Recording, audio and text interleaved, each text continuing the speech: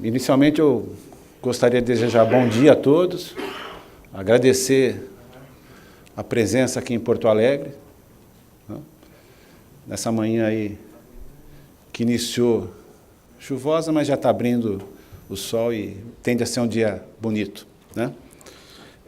Bom, como representante da SET e membro do Comitê de Tecnologia e da Direção Regional Sul, né, eu queria agradecer os presentes, colegas das emissoras de televisão, né, também agradecer a presença aí dos representantes do Ministério das Comunicações, da Anatel, da ABERT, registrar aí a presença da AGERT através do Melão, da ERP através do Márcio, tá? E também agradecer a presença do Antônio Tigre, diretor-geral da RBS TV, né, e dizer que é um prazer tê-los todos aqui, revivendo algo que aconteceu em 97, certo, Olímpio? Que foi o primeiro encontro regional da SET, fora de São Paulo, que aconteceu aqui em Porto Alegre. Então, estamos agora em 2014, revivendo algo que iniciou em 97, né, o que é um prazer para nós estar aqui. Tá? Dizer que esse evento, modernamente, está sendo transmitido pelo site www.set.org.br. Então, aqueles que tiverem colegas ausentes, que quiserem avisar, isso está sendo transmitido por streaming por esse site. Tá? E convidar para compor a mesa de abertura, inicialmente, meu colega Olímpio, presidente da SET, por favor.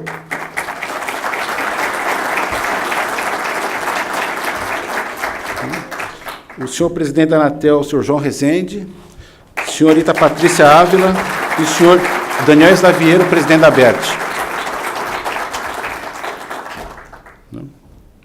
ao qual agradeço enormemente a presença e o prazer de tê-los aqui.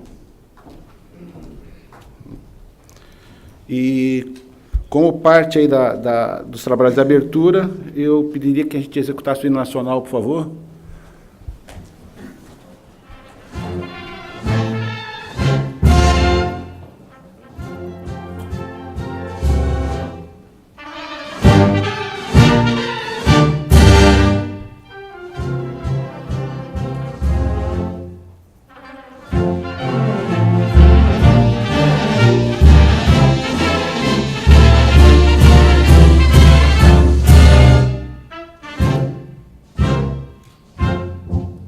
Ouviram no Ipiranga as margens plácidas de um povo heróico, brado retumbante, e o sol da liberdade em raios fúlgidos brilhou no céu da pátria nesse instante. Se o penhor dessa igualdade conseguimos conquistar com braço forte, em teu seio, ó liberdade, desafio o nosso peito à própria morte. Ó pátria amada, idolatrada, salve, salve, Brasil, um sonho intenso, um raio vívido, de amor e de esperança a terra desce, sem teu formoso céu risonho e límpido, a imagem do cruzeiro resplandece, gigante pela própria natureza, és bela, és forte, impávido, colosso, e o teu futuro espelha essa grandeza, terra adorada, entre outras mil és do Brasil, a pátria amada, dos filhos desse sol, és mãe gentil, pátria amada, Brasil.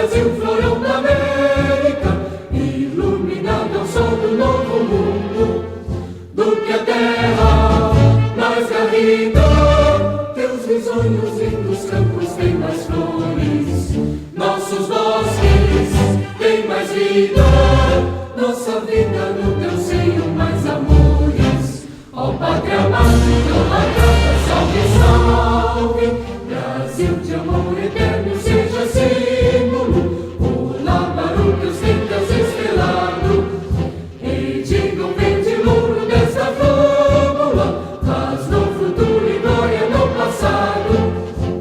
Mas segues a justiça clava forte, verás que o filho teu não foge à luta, nem teme que te amora a própria morte, terra adorada, entre outras mil és do Brasil, uma pátria amada, dos filhos deste sol nas mães, gentil, pátria amada, Brasil.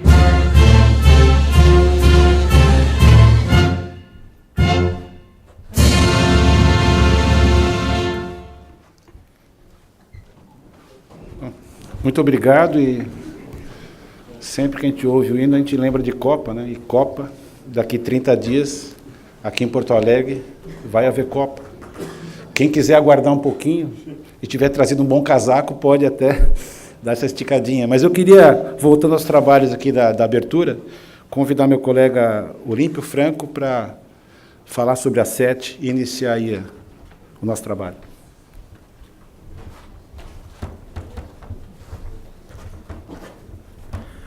Bom dia, obrigado pela presença de todos. O Finde já saudou, mas nós temos aqui o prazer de receber o presidente da Anatel, João Rezende, o André Zerbeiro, presidente da BERT, a Patrícia Alves, do Ministério das Comunicações, os presidentes da GERT e da ERP também, e muitos colegas, amigos e patrocinadores aqui. É um prazer estar aqui hoje.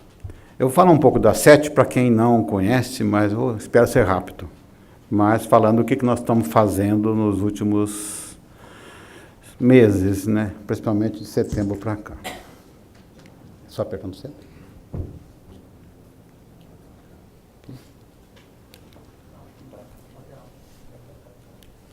Ok.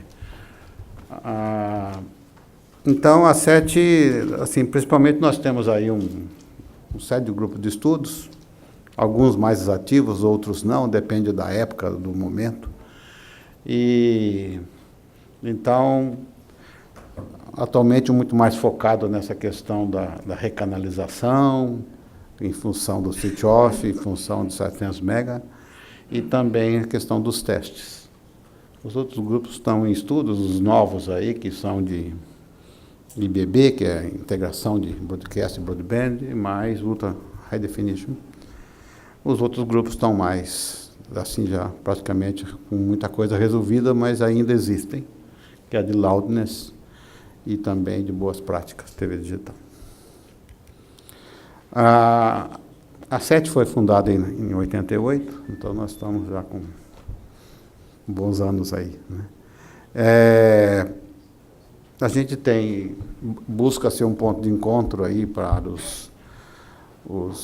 a comunidade nossa, né, trazendo discussões, estudos, integrando aí a comunidade de geração de conteúdo, de distribuição, né, além de transmissão, hoje muito mais distribuição também por outros meios, né. E a SET tem esse papel de interagir com as entidades reguladoras, colaborar, né, visando o crescimento, o bem-estar aí do setor que nós atuamos. Atividades atuais, nós estamos cuidando agora da parte da feira, porque antes a gente tinha a feira, mas com parceiro, e agora nós estamos organizando a feira num outro local. Isso eu vou falar um pouquinho para frente. E também nós temos seminários regionais como esse no Centro-Oeste, Sudeste, Nordeste e Norte. E também o 730, eu vou passar rápido, a revista da SET, o guia oficial da feira e congresso, um aplicativo de apoio ao quem está participando do congresso e feira, e os boletins nossos, 7 News e 7 Business. Então, em relação à 7 Expo, em setembro, nós resolvemos mudar. E nós mudamos radicalmente.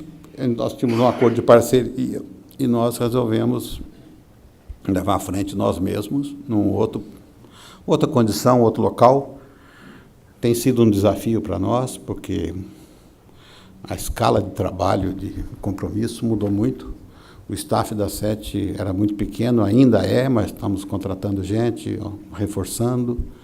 Mas eu creio que vai ser bom para a sociedade, porque a gente vai poder fazer coisas maiores, melhores. A 7 tem feito uma série de acordos regionais, assim, com entidades do setor, né?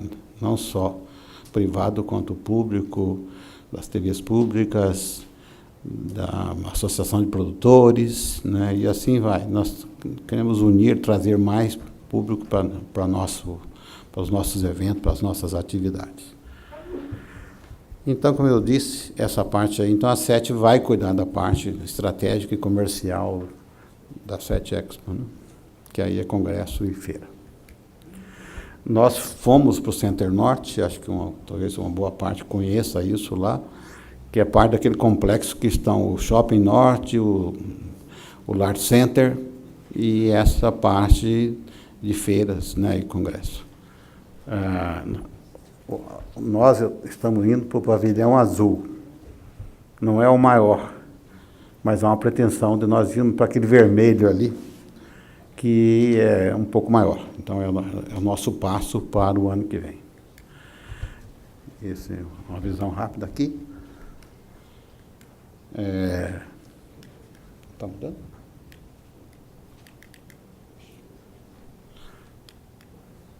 Não sei o que aconteceu aqui.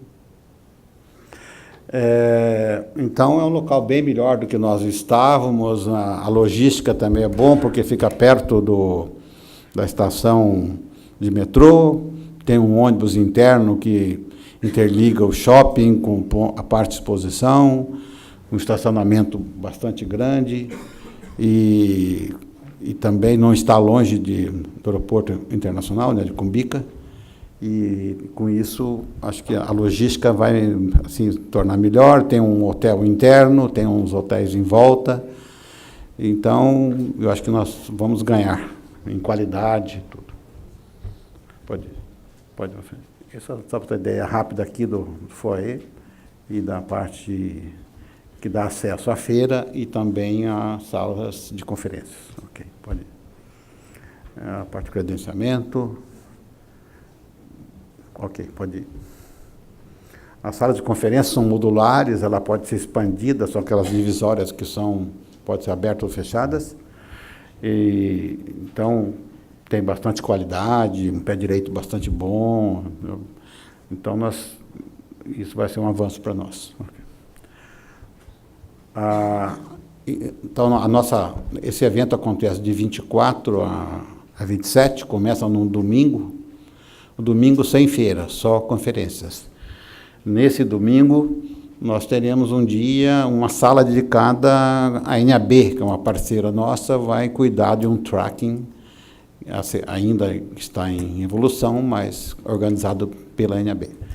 E mais 3 salas que nós vamos ter simultaneamente nesse dia. Mas são 4 salas para as conferências do Congresso, e uma sala só para negócios. Eu acho que essa é a grande novidade nossa, por 3 dias. Então, a ideia é que ela está fora da grade do Congresso, mas nós convidaremos, vamos dizer, especialistas, proprietários, produtoras, pessoal de agência, das áreas comerciais, estratégicas das redes, produtoras, e, logicamente, o pessoal de governo e de regulação. Então, vai ser bastante interessante. Nós estamos com um programa ainda em evolução. Nós temos uma parceria com a ESP. A ESP tem ajudado também nesse relacionamento aí empresarial. E ela tem uma posição muito interessante entre as associações, né, sem polaridade.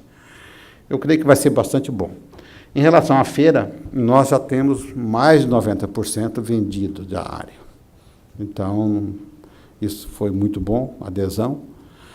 E, como eu disse, para o ano que vem, a gente espera crescer alguma coisa como 30%, um pavilhão maior. Ok. Os seminários regionais como esse são eventos de 2 dias e ele tem sido um ponto de união nossa e nós queremos trazer público complementar, além da questão de rádio e TV, mas pessoal de universidades e de outras associações que também têm interesse nesses conteúdos, nessa integração.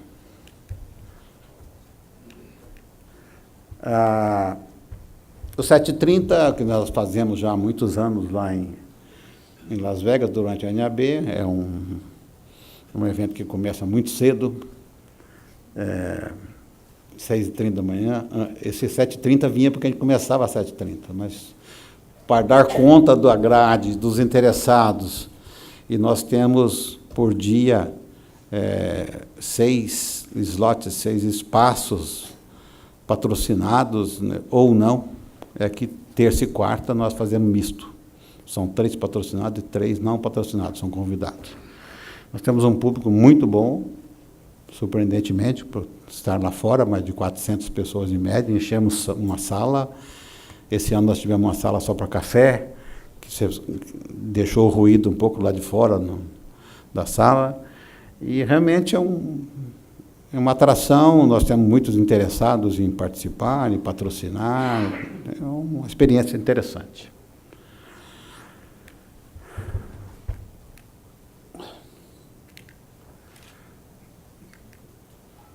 A revista da Sete, nós, nos últimos anos, um ano e pouco, nós reformatamos a revista, está mais ativa, ainda queremos melhorar mais, mas a revista tem uma tiragem boa, tem uma quantidade de páginas bastante interessante, e o nosso desafio agora é fazer uma versão em espanhol e inglês para os próximos tempos aí, porque nós temos tido esse lado internacional nosso e cada vez mais a gente está sendo cobrado de ter uma versão, pelo menos em espanhol, e quem sabe em inglês. E nós temos um acordo com a NAB, com a SMPTE, para fazer uns reprints. Nós pegamos artigos das revistas deles, ou do Proceedings, e nós reproduzimos integralmente na nossa revista.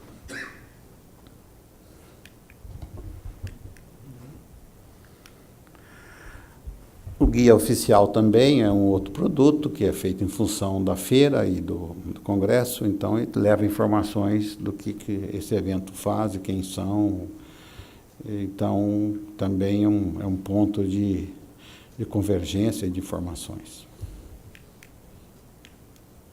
Nós tivemos a partir do ano passado esse aplicativo para a feira e congresso, é muito interessante, ele ajuda quem tem smartphones e mesmo quem não tem no laptop também informações sobre o evento. Por sinal, nós contratamos a mesma empresa que faz para a NAB, então tem uma expertise já muito grande aí, que conjuga a questão de agenda e feira e conferências. O 7 Business é um boletim diário, isso está muito embrionário ainda, nós temos feito isso, mas nós queremos melhorar isso aí em breve. Mas ele é um clipping de notícias do setor relacionado com o negócio, radiodifusão, internet, comunicação, TI.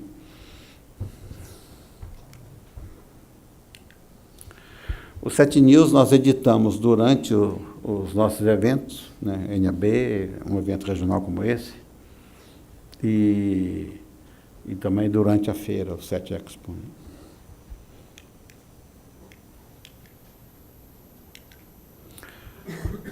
Como eu disse, os nossos grupos de estudo são esses, eu vou falar rapidinho aqui.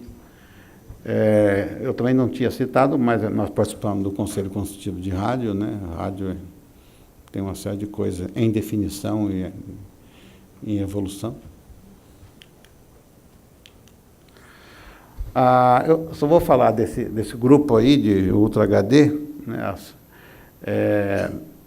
A SET participa do FBTV, é uma das entidades fundadoras dessa ideia de um padrão mundial amigável, que pode ter escala mundial.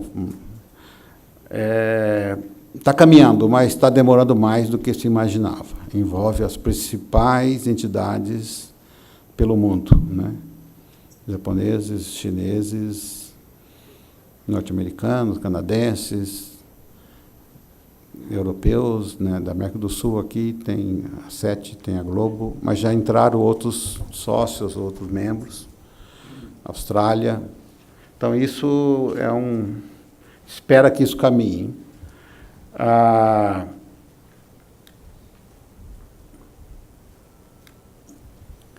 O que está previsto, de fato, é que os trabalhos estão atrasados. Essa questão de fazer grupos de trabalho a nível mundial, sem agrupar, é muito difícil conseguir resultados, né, assim, práticos. Então, baseado na última reunião que tivemos na NAB, tem uma tendência de adotar o ATC 3.0, que está em estudo e que deve ser definido até o ano que vem, então usá-lo como base, que é um padrão que está sendo considerado muitos avanços, então talvez seja a base do FBTV. E aí o FBTV pode usar isso a partir de 2015. É o que a gente espera.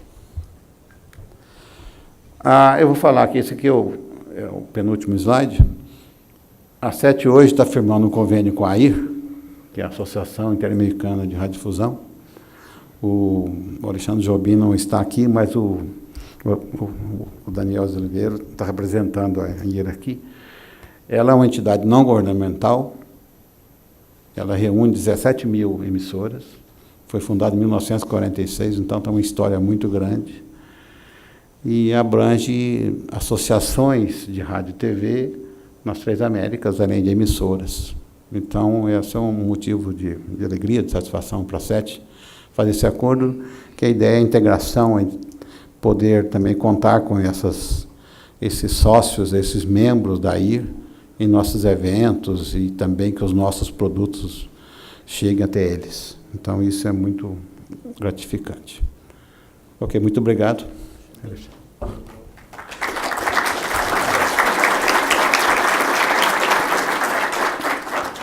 Eu vou chamar, então, o Daniel para o próximo palestrante, depois a Patrícia, depois o João Rezende, por favor.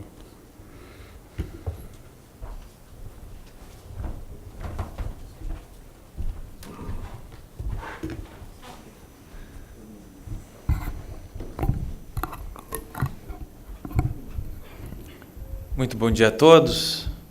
Acho que o objetivo é fazer uma rápida saudação para que depois os debates técnicos possam prosseguir. Eu quero agradecer aqui em nome da ABERT a você, Carlos Fini, ao Antônio Tigre, né, da RBS, da SET Sul, aqui como os anfitriões desse nosso evento. Quero agradecer também, já foi mencionado aqui, o nosso presidente da Anatel, João Rezende, mas também está aqui o superintendente de fiscalização, Marcos Paulucci, o Marconi Maia, que também é superintendente, e o Lauro, que são os que é o diretor de comunicação da agência. Aqui, João, hoje estão os principais diretores e engenheiros das emissoras de rádio e televisão da região sul, do Paraná, Santa Catarina e Rio Grande do Sul, presentes a esse debate e essas discussões que a SET promove sobre o futuro do rádio e da televisão, e eu acho que vale a pena a gente mencionar alguns pontos que estejam assim, mais sensíveis e mais preocupantes, e como é que nós vamos conduzir algumas questões. Queria também agradecer a presença da secretária de Comunicação Eletrônica, Comunicação de Massa, lá do Ministério das Comunicações, Patrícia Ávila, e aqui, em nome do Roberto Servo Melão, presidente da AGERT, do Márcio Vilela, presidente do Paraná, e do Beto Amaral, representando a ACAERT, agradecer a presença de todos os amigos e amigas e os radiodifusores. Registrar também aqui o Alexandre Gradere, que foi presidente da nossa GERT, conselheiro da ABERT, que também está participando desses debates. Se nós perguntarmos o seguinte, nós estamos em 2014, a véspera da Copa do Mundo, qual é, Fini, o balanço da gestão do ministro Paulo Bernardo nesses últimos 4 anos para o rádio e para a televisão? Acho que essa é uma pergunta importante, uma reflexão que nos faz levar o que aconteceu nesse período desses anos. Sem dúvida nenhuma, tanto o ministro, mas como a política da presidente Dilma, o primeiro ponto que eu acho fundamental ressaltar é que nesses anos não houve nenhuma iniciativa que visasse interferir ao conteúdo das emissoras de rádio e televisão. Ou seja, o governo não patrocinou nenhum projeto, nenhuma iniciativa, nenhuma resolução, nenhuma portaria, nada que ferisse a liberdade de imprensa e a liberdade de expressão. Sempre é importante ressaltar, porque volta e meia esse discurso pairava sobre nós lá na ABERT, em Brasília, e apesar disso não estar diretamente ligado às áreas técnicas, que são as áreas principais comandadas por vocês, mas isso afeta a empresa como um todo. Então, eu acho que esse é o primeiro ressalta, João, que vale registrar desses 4 anos do ministro Paulo Bernardo, mas isso também muito mais uma política da presidente Dilma. Mas entrando especificamente um pouco na gestão do Ministério, e aí com a Patrícia, com o Genildo e, obviamente, sob a batuta do ministro, dá para nós reputarmos essa gestão como a gestão mais preocupada, Melão, em fazer a desburocratização do Ministério das Comunicações. Antigamente, qualquer coisa você precisava da assinatura do ministro. E com essa gestão, com uma visão de Estado, foi se descentralizando. Então você tem coisas, desde uma renovação que não precisa, uma renovação das rádios, que não precisa mais ir para a presidência da República, até atos mais simples, que hoje são feitos por um diretor que trabalha no setor lá com a Patrícia. Eu não estou dizendo que os nossos problemas em relação ao Ministério das Comunicações estão sanados. Nós todos aqui sabemos que ainda existem algumas coisas que você protocola, que demora para ser analisado, que nós estamos lá fazendo muito tempo pedindo, mas é indiscutível que esse processo de descentralização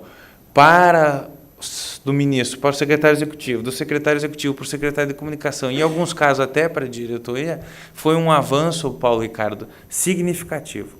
E outro ponto que eu gosto de citar sempre, que para mim é emblemático, que são a questão do APL.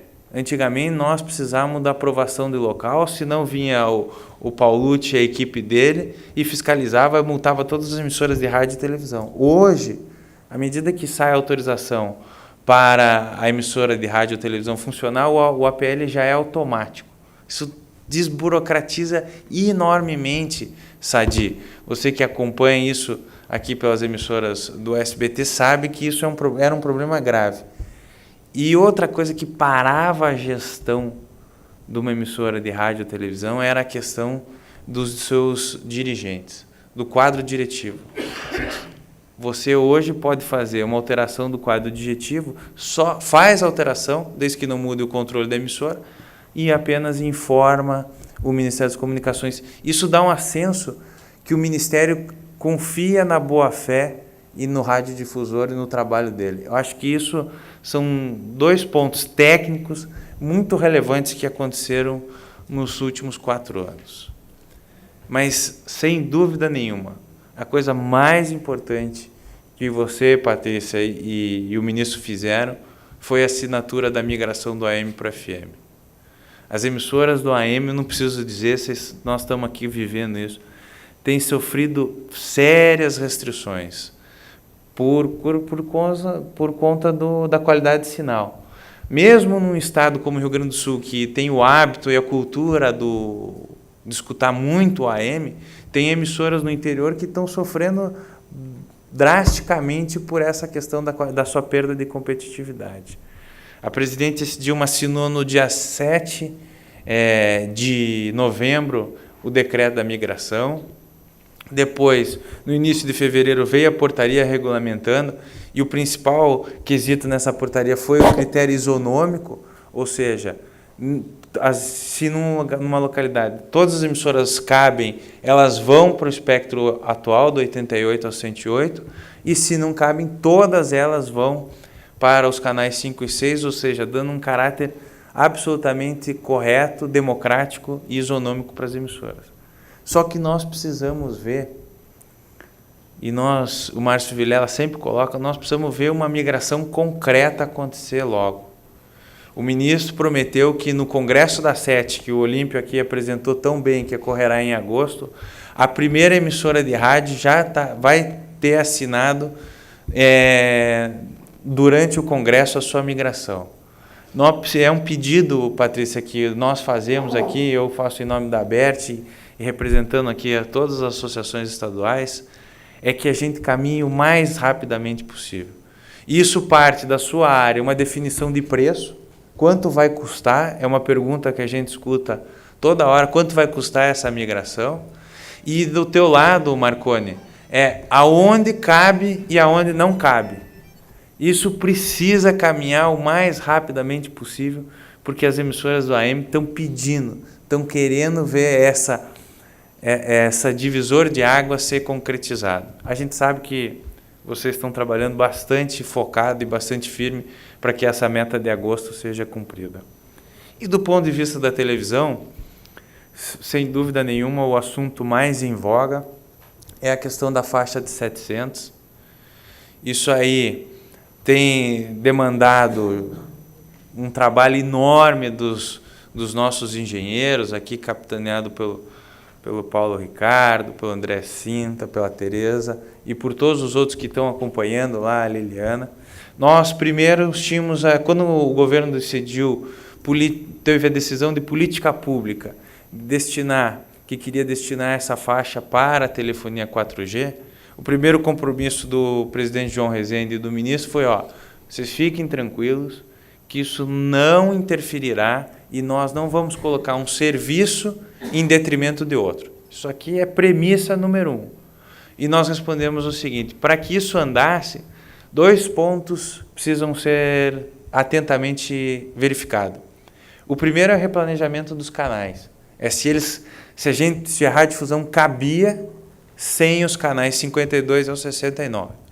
E aí, justiça seja feita, João, a área aqui do Marconi, a área da Patrícia trabalharam, nós aqui apoiamos muito a SET, fez reuniões regionais, Olímpio, com o André Cinta, com a Tereza, e no final das contas, quer dizer que nesse quesito nós superamos, ou seja, com um pouco de flexibilidade por parte dos radiodifusores, com compreensão, com algumas decisões que o Ministério tomou e a Anatel, ficou claro que as emissoras cabem até o canal 51. Então, depois disso, veio a segunda etapa da discussão, que são a interferência. E para a interferência teve os nossos testes que foram contratados pelo Mackenzie, depois os testes que o Sinditele Brasil contratou pelo CPQD, e a Anatel, os testes que a BINE, a indústria, contratou pela PUC, lá do Rio de Janeiro, e a Anatel, para que não tivesse tendência de um lado ou de outro, ela resolveu fazer os seus próprios testes e também acompanhado de perto pelos setores envolvidos. Esses testes foram concluídos há 15 dias e agora começa um debate público com 3 audiências a partir da segunda-feira que vem, no dia 19. E, do nosso ponto de vista, ainda não está claro, presidente João Rezende, ainda não está claro que poderá haver a convivência entre os serviços sem que haja total garantia para não interferência com o setor de televisão. A gente espera que, ao longo desse período da consulta pública, essas nossas preocupações possam ser esclarecidas e sanadas, para que a televisão não corra risco. E um ponto muito específico que não foi ainda esclarecido, e a gente espera que nesse mês de debate, é a questão da antena interna. Hoje, só na cidade de São Paulo, que é uma das regiões mais ricas, 25% da recepção de TV analógica se dá por antena interna. E os testes não estão considerando isso, presidente João Rezende, como uma das soluções que precisam ser enfrentadas.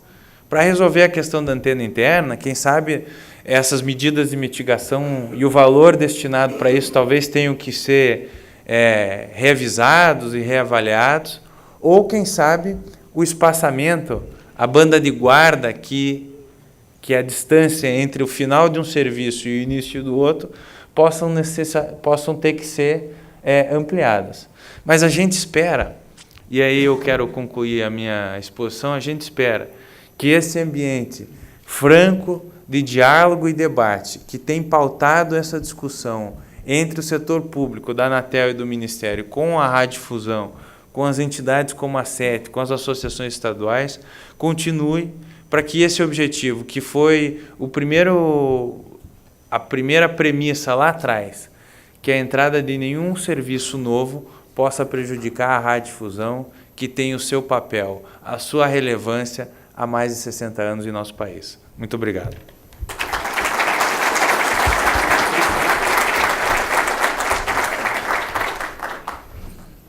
Queria agora convidar a senhora Patrícia, representando os Ministérios das Comunicações, por favor.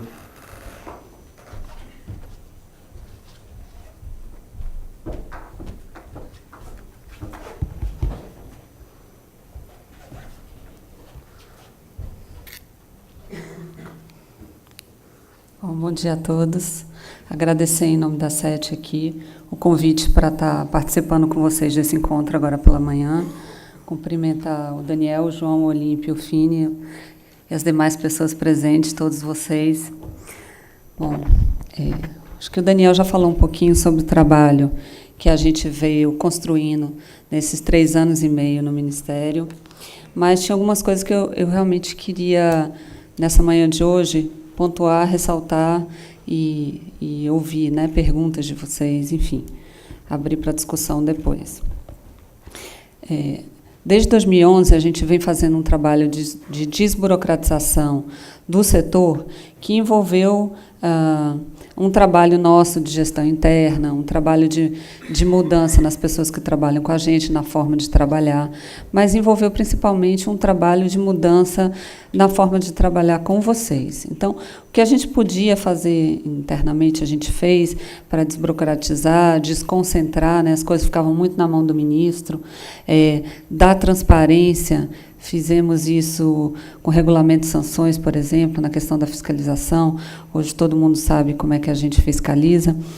E fizemos um trabalho para fora também, no sentido de mudar, em vários pontos, o regramento, né? Como é que a gente interage. Então, isso a gente fez para modificação de quadro diretivo, que eu acho que, eu concordo com o Daniel, ele foi um avanço bastante significativo. As empresas ficavam paradas porque a gente não dava conta de analisar os processos e isso acabava tendo um efeito cascata em tudo que vocês faziam. Uma outra questão importante também foi a questão dos projetos técnicos. Eu gosto de frisar isso porque tem gente que ainda me liga hoje para perguntar: não, mas eu preciso da aprovação de local. Não, você não precisa mais, você precisa pedir a radiofrequência na Anatel. Tem gente que ainda liga hoje pedindo isso. E tudo isso culminou num lançamento que a gente fez recente, que é o Sistema Eletrônico de Informações do Ministério. A gente é na esplanada dos ministérios. A gente é o primeiro ministério a implantar esse sistema eletrônico. A gente tem uma portaria que diz que todos os processos de radiodifusão, agora já a partir de maio, eles são obrigatoriamente eletrônicos. O que significa? Que todos os processos novos que a gente cria no Ministério, hoje, eles funcionam eletronicamente. Então, para vocês terem uma ideia, se o Ivan pedisse, por exemplo, para a gente uma consignação de um canal que o Marconi está pareando agora, ele vai mandar um papel para a gente pedindo, a gente vai escanear esse papel e toda a análise vai ser feita por sistema. Isso significa para a gente uma economia de tempo de no mínimo 30% para analisar os processos de vocês. Porque hoje, para analisar um processo desse, o analista vai tramitar para o coordenador, que vai ler, que vai tramitar para o gerente, que vai ler, que vai tramitar para o diretor, que vai tramitar para mim. Então, nesse leve trás de carregar, a gente gasta um tempo grande. A gente espera que, com isso, a gente reduza em pelo menos 30% o tempo. Para usar as palavras do ministro, que tem que viajar não é o processo, é a informação. Então, é isso que a gente espera. Mas, para isso, a gente precisa bastante de vocês, porque eu preciso que vocês se cadastrem.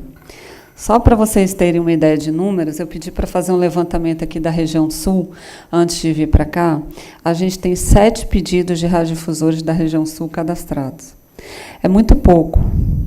Né? Eu tenho 2 rádios já autorizadas, uma rádio em Santa Catarina e uma rádio aqui no Rio Grande do Sul, que as pessoas instruíram o processo certinho, mandaram e a gente já aprovou. Mas eu tenho pelo menos de 10 a 20 mil radiodifusores. Então, por favor, se cadastrem. Assim, é um pleito de vocês, desde 2011, que a gente tivesse um sistema eletrônico, para vocês poderem acompanhar à distância, para a gente poder oficiar vocês por e-mail, para vocês poderem acompanhar a tramitação do processo e saber que tudo está acontecendo. Então, fizemos um esforço grande, trouxemos um consultor de informática de fora, tem uma pessoa exclusivamente da minha equipe trabalhando com isso, acompanhando. A gente está mobilizando a equipe inteira para que isso funcione o mais rápido possível, mas hoje, efetivamente, eu só tenho, da região sul, 7 pedidos no Ministério. Então, eu queria pedir ao Daniel assim, todo um empenho para que vocês se cadastrem, porque, gente, funciona. Tá? A gente já está trabalhando assim. A ideia é que, até o final do ano, o peticionamento de vocês também já seja eletrônico. A gente está trabalhando para isso, padronizando formulários. Então, eu tenho toda a minha equipe comprometida para que o sistema funcione, mas para ele funcionar eu também preciso de vocês. Então, esse é o meu pedido aqui. Outros assuntos são importantes. Hoje nós publicamos no Diário o resultado da força-tarefa de retransmissão de televisão que fizemos em Minas. Tá? Foi o projeto piloto que a gente fez. Temos 216 autorizações de RTVs hoje publicadas. E isso vai valer para o Brasil inteiro. Já fizemos a Bahia, né, tivemos 680 pedidos para 20 entidades, e a ideia da gente é, até o final do mês, poder vir para o Paraná para fazer a força-tarefa do Paraná. Esses foram os 3 estados que o ministro tinha comentado que a gente ia começar. Com isso, a gente conclui esse ciclo, aí vem a Copa, e a ideia é, no segundo semestre, dar continuidade ainda a isso, fazendo uma divulgação das próximas forças-tarefas que a gente vai fazer. O que é importante, porque eu sei que tem bastante radiodifusor aqui do Paraná, para poder lembrar vocês. As pessoas pedem canal alto, que eu não posso mais dar por conta da destinação da faixa.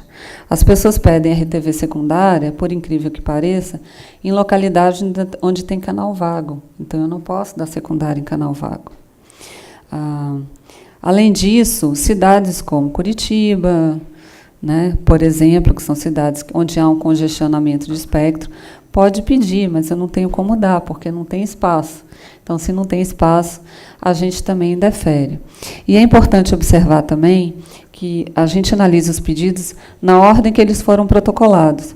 Então, se a pessoa protocola antes e tem espaço, a gente dá. Se no próximo, quando a gente vai analisar, já deu para o primeiro e não tem mais espaço, é indeferido e a gente não tem como dar. Por que isso é importante? Porque quem realmente estiver precisando, por favor, chegue cedo, para depois não ligar para a gente, mas você não deu, a gente pediu, é importante, enfim. A gente está fazendo esse esforço de regularizar e a ideia é dar continuidade a isso. Em relação à migração do AM/FM, realmente existe um compromisso nosso de que isso de que o ministro assine um ato em agosto no Congresso da Sede. Já tivemos reuniões preparatórias com a Anatel. O que a gente fez? A gente pegou todos os pedidos que vocês protocolaram na força-tarefa, né, que a gente foi nos estados receber os protocolos, e às vezes as pessoas me perguntam, mas por que vocês fizeram isso? Por um motivo muito simples. A gente não queria correr o risco de perder um protocolo de vocês, de alguém dizer que mandou para o Ministério e a gente não recebeu e não levou em conta. Então, a gente fez questão de, em loco, receber, para que isso ficasse bem organizadinho. Bom, o que fizemos? Estamos instruindo todos os processos de todos os estados. Os processos estão sendo instruídos por estados. Então, por exemplo, o Rio Grande do Sul vai ter todos os pedidos que foram feitos, recebidos aqui no Rio Grande do Sul. E a gente está mandando uma cópia desse processo para a Anatel, por estado. Então, já mandamos 5 estados e fizemos a opção de mandar inicialmente estados onde, em parceria com a ABERT, a gente sabe que não deve ter problema de espectro para poder fazer a migração, ou seja, onde as entidades não vão cair no 5 e 6. Porque aí, efetivamente, a gente pode fazer isso agora, porque o 5 e 6 depende também do desligamento da TV analógica. Então, a opção foi essa. Então, já tem 5 estados, tive uma reunião com a Anatel recente, e o que ficou encaminhado? Que até o início de junho deve sair uma primeira consulta pública, até início, meados de junho, deve sair uma primeira consulta pública. E vamos precisar, Daniel, aí vou precisar do apoio de vocês, porque, normalmente, quando a gente vai fazer a habilitação, que é a segunda etapa, ou seja, a Anatel vai fazer um estudo de viabilidade técnica, vai dizer, Ministério, ok, pode seguir em frente. E aí a segunda etapa vai ser a questão da habilitação jurídica. E, normalmente, isso é um leve trás para lá e para cá. Então, se as entidades interessadas já estiverem cadastradas no sistema, vão receber por e-mail, vai reduzir o tempo da burocracia e, com isso, a gente efetivamente consegue concluir, em agosto, uma entidade para habilitar.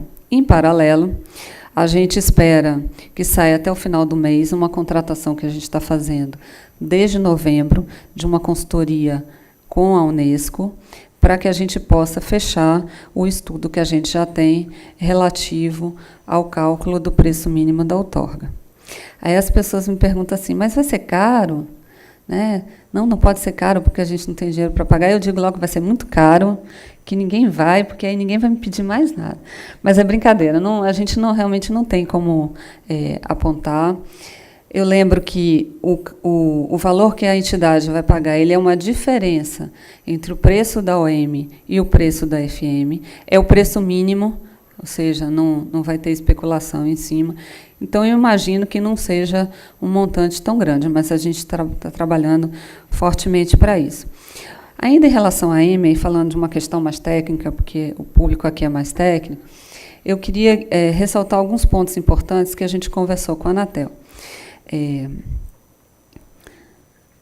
Uma questão é a questão da diminuição da potência. A gente sabe que tem entidades que estão indo para uma potência maior e entidades que estão subindo mais ou menos dentro do que era esperado na migração. Por que é importante falar disso? Porque, muitas vezes, se a gente tem 2 municípios, mesmo que sejam estados diferentes, uma potência de um canal pode inviabilizar do outro.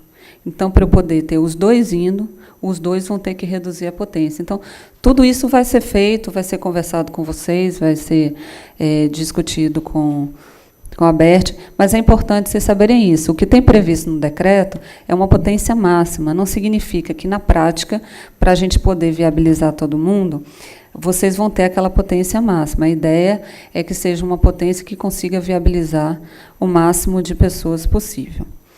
Queria falar sobre isso também, meu tempo já está terminando, que vai ser feito um trabalho pela Anatel que ele é muito similar ao replanejamento de TV digital. Então, o que a gente fez para a TV digital, para poder dar certo?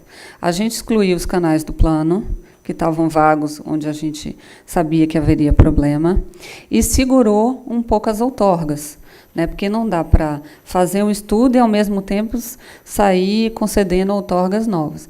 Então, provavelmente, nesse período, esses estados que a gente for começar a trabalhar, a gente vai ter que segurar um pouco tudo que tem de pleito relativo àquele estado, inclusão de canal, aumento de potência, para que a Anatel faça um congelamento momentâneo, estude e dê encaminhamento a isso. Então, eu peço paciência de vocês, porque isso é importante para a gente dar andamento ao AM. E, por fim, eu queria falar um pouco sobre TV digital, os acontecimentos aí. A gente acompanhou todo o trabalho de replanejamento que foi feito pela Anatel e que ainda está sendo feito. A intenção, há uma sinalização de que a intenção é concluir até o final de maio. O trabalho que era necessário para sair a minuta do edital de licitação foi feito, mas ainda tem um trabalho que está sendo feito, que é de pareamento de secundárias de diversos estados. Então, muitos de vocês pedem para nós a consignação, mas eu ainda não tenho como dar, porque eu não tenho o par digital. Então, isso é importante falar. Aliado a isso, a gente também aguarda e aí é a própria Anatel e o Ministério, a equipe do Marconi está concluindo um trabalho que ele diz para a gente qual é a cidade que tem que ser desligada e, se eu desligar essa cidade, quantas cidades eu tenho que desligar ao redor. Por que isso é importante para a gente? Isso é importante para a gente começar a tratar o cronograma de desligamento. Eu sei que é uma demanda de vocês, saber como é que vai ser feito esse cronograma, até porque o próprio decreto estabelece que 3 anos antes a gente não vai dar mais outorga analógico, vai começar a dar em digital.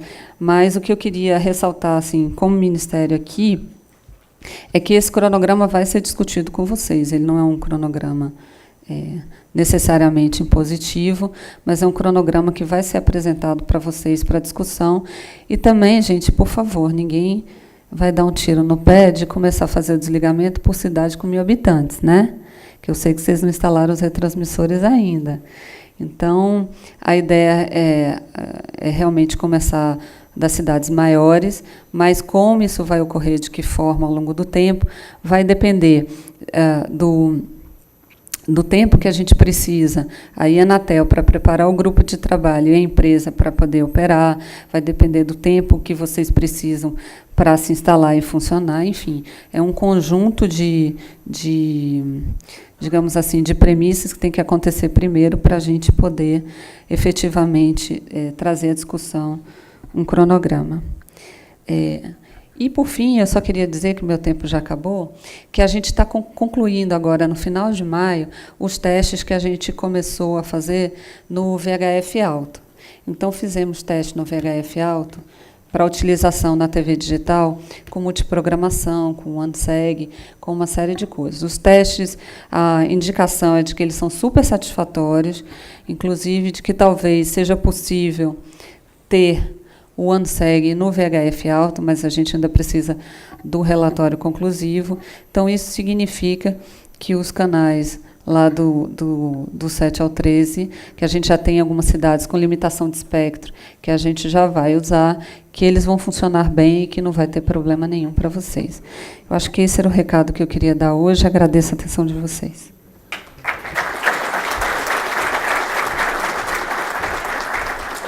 Bom, queria agradecer a Patrícia. Então, fica aí o recado, né? Cadastre já. E convidar, por favor, o senhor João Rezende, presidente da Anatel, para conversar conosco. Muito obrigado.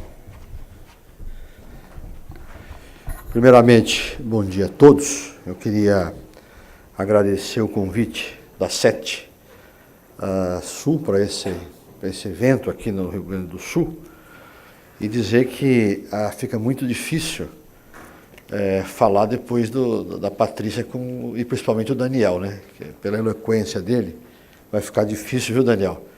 Eu contrapor o seu discurso, mas eu vou tentar. É brincadeira. Mas eu gostaria de saudar as associações presentes aqui, a CAERT, a GERT, o Márcio Vilela lá da ERP do Paraná, também já foi citado pelo próprio Daniel Marconi, que também vai fazer um debate aqui no período da tarde. Nós estamos aqui com o Sidney, que é o substituto do Betone aqui no escritório da Anatel no Rio Grande do Sul, o Paulucci, que o pessoal fica preocupado depois que ele sai com a fiscalização aí na rua. E é muito importante colocar isso, porque nós temos trabalhado juntamente com o Ministério, e eu acho que o Daniel foi feliz quando colocou de que a nossa preocupação não é utilizar ou potencializar um serviço em detrimento do outro. Eu acho que isso vai na direção da discussão também dos 700 MHz. É evidente que muitas vezes, assim como a migração de AM para FM gera preocupação na radiodifusão, evidentemente que o 700 traz essas dúvidas que são colocadas pelos setores. Mas nós, em nenhum momento, se furtamos ao debate. Eu recebi a 7 lá através do Olímpio com a Mackenzie, mas eu também, a Anatel também tem que ouvir os demais setores. Inclusive, lembrando que eu estou aqui na PUC, né, na PUC de Porto Alegre, a indústria que também tem os seus interesses contratou a PUC do Rio também para acompanhar os debates. Eu acho, viu, Daniel, que essas últimas as 3 primeiras audiências públicas, do dia 19 até o dia 30 de maio, que vai debater a utilização dos 700 MHz, são fundamentais, né? São debates que vão colocar vários setores que têm visão sobre essa questão no palco do debate. Eu sempre prefiro o debate franco e aberto. A Anatel pode errar? Pode errar, mas nós sempre estamos procurando acertar, fazer o máximo possível de estudos e discussões técnicas para não haver problema num serviço em relação ao outro. Nós sabemos da importância da radiodifusão, da TV aberta no Brasil, mas também temos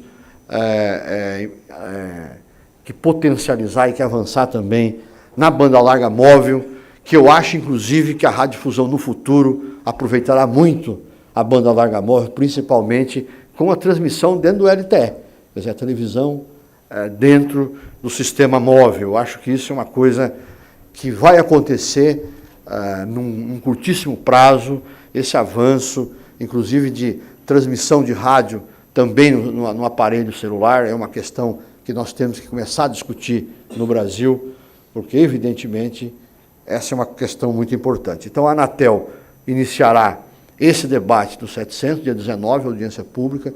Espero, viu, Daniel, que você esteja lá com toda a sua equipe para enfrentar um debate franco lá com os outros técnicos de outros setores. Isso fortalece muito a Anatel, porque, na verdade, o debate do 700, nessa condição técnica, nesse debate, fortalece a regulação da Anatel, porque nós temos também, o Marconi comanda vários engenheiros lá, inclusive tiveram no Japão, acompanhando o 700, a discussão do LTE no Japão. Então, são pessoas que também estão preparadas para o debate. Eu acho que quanto mais a gente debatermos os assuntos, colocarmos quais são os pontos de vista, quais são as questões que podem surgir dessa decisão da agência, eu acho que qualquer discussão mais afinada, mais refinada, vai fazer com que a decisão da Anatel seja mais madura, tenha mais condições de não prejudicar nenhum setor hoje envolvido no processo. Então, na realidade, eu vim para esse evento para acalmar o Daniel, tá certo? Que nós estamos, e a 7, eu tenho que fazer um reconhecimento público. A 7 não só trabalhou na discussão com a área do Marconi sobre o replanejamento, como está participando ativamente dos debates sobre os 700, que eu acho que isso é uma coisa fundamental para uma entidade que representa um setor tão importante no Brasil. E é fundamental que outros setores também falem, opinem, coloquem as suas posições. Achamos que, agora uma opinião minha particular, achamos que todos os processos de interferência é possível ser resolvido, mas, evidentemente, vamos aguardar os debates. Vocês têm aqui um longo tempo aqui de trabalho hoje e amanhã, né? São 2 dias, e aí vocês podem esfolar ao máximo o Marconi aí, entendeu? Pode debater com o Marconi que ele, se der errado, a culpa é dele, tá certo? Então nós Vamos trabalhar em cima disso. Eu acho que o debate é fundamental, eu acho que a abertura do debate, as discussões técnicas, isso fortalece muito a agência. A agência hoje talvez seja uma das consultas públicas mais importantes dos últimos anos da Anatel. Não só pela importância que envolve 2 setores, mas principalmente pela qualidade dos debates técnicos que estão surgindo e surgirão na audiência pública. Obrigado.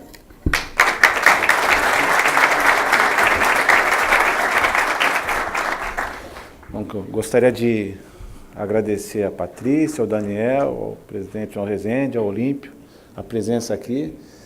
Dizer que nós temos, como disse o presidente, um dia e meio de árduos trabalhos pela frente, né? Vamos discutir muitos aspectos técnicos, aspectos regulatórios.